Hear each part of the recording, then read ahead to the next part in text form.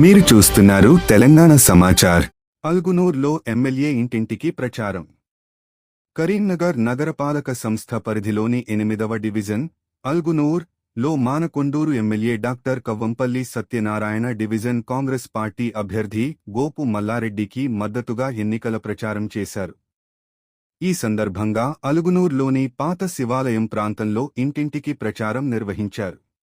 ఈ సందర్భంగా డాక్టర్ సత్యనారాయణ మాట్లాడుతూ అలుగునూరు గ్రామాన్ని ఇప్పటికే అభివృద్ధి పరిచామని, గోపు మల్లారెడ్డిని కార్పొరేటర్గా గెలిపిస్తే మరింత అభివృద్ధి చెందుతుందని చెప్పారు. అభివృద్ధి కాంగ్రెస్ పాలనలోనే సాధ్యమని, ఇందుకు ఈ గ్రామమే నిదర్శనమని ఆయన పేర్కొన్నారు. నిరంతరం గ్రామ అభివృద్ధి కోసం తపనపడే గోపు మల్లారెడ్డిని గెలిపిస్తే అభివృద్ధికి మరింత సహకరిస్తానని చెప్పారు.